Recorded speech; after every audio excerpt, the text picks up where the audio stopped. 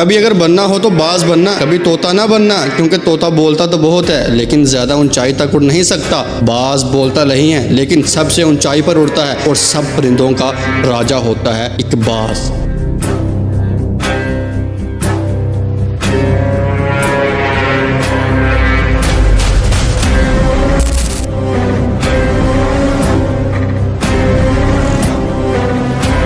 آج میں آپ کو 5 ایسے لیسن بتانے والا ہوں جو آپ کو باز سے سیکھنے چاہیے، اور زندگی کی سب سے بڑی لرننگ ہے ایک باز۔ پہلا لیسن، ایگل فلائی الون۔ باز سب سے اونچائی پر اڑتا ہے اور باقی سب پرندوں سے اونچا اڑتا ہے۔ باز اکیلے اڑے گا لیکن کبھی بھی چڑیا اور چھوٹے پرندوں کے ساتھ نہیں اڑے گا۔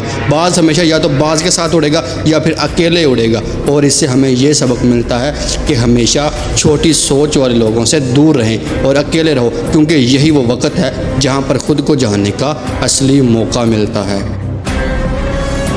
دوسرا lesson, eagles vision is very clear and very strong. باز کا ویژن بہت زیادہ کلیئر ہوتا ہے اور بہت زیادہ اسٹرانگ ہوتا ہے۔ باز اپنے شکار کو 5 کلومیٹر دور سے دیکھ لیتا ہے، اور جب ایک بار اس نے اپنے شکار کو دیکھ لیا، پھر چاہے راستے میں کتنے بھی مشکلات ہوں، وہ اپنا شکار کر کے ہی دم لیتا ہے۔ اس سے ہمیں یہ سبق ملتا ہے کہ ہمیشہ اپنا ویژن کلیئر رکھو، پھر چاہے کتنی بھی مشکلات ہو پیچھے مت ہٹو اس باز کی طرح۔ تیسرا lesson, eagles never eat died things. باز کبھی بھی مرے ہوئے جانوروں کا گوشت نہیں کھاتا، وہ ہمیشہ زندہ شکار کرتا ہے، اور اس سے ہمیں یہ سبق ملتا ہے کہ جو ہمارا ماضی ہے وہ مر چکا ہے، تو اپنے ان مرے ہوئے سڑے ہوئے تھاٹس پر دھیان نہ دو اور اپنی آنے والی تازی اور فریش زندگی پر دھیان لگاؤ۔ اپنے پاسٹ کی پرانی یادیں چھوڑو جو آپ کو تنگ کرتی ہیں، انہیں وہیں رہنے دو جہاں اس کی جگہ ہے، کیونکہ اگر ایک بار تمہارا پاسٹ تمہارے پریزنٹ میں آ گیا تو وہ کبھی بھی تمہیں کامیاب نہیں ہونے دے گا۔ آپ کا ماضی مر چکا ہے، اور اس باز کی طرح بنو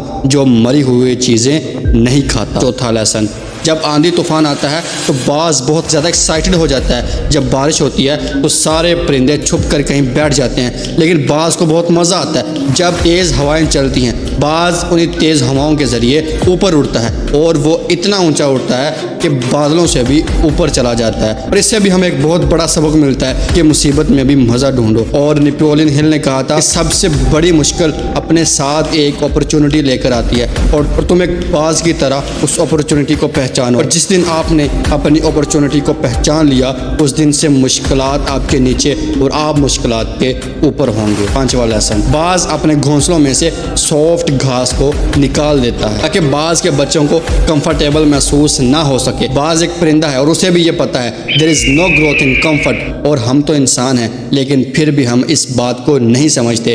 آپ جتنا زیادہ کمفرٹیبل رہو گے آپ کی زندگی آنے والے ٹائم میں اتنی ہی انکمفرٹیبل ہو جائے گی۔ کیا خوب کہا تھا اقبال نے، تو شاہیں ہے پرواز ہے کام تیرا،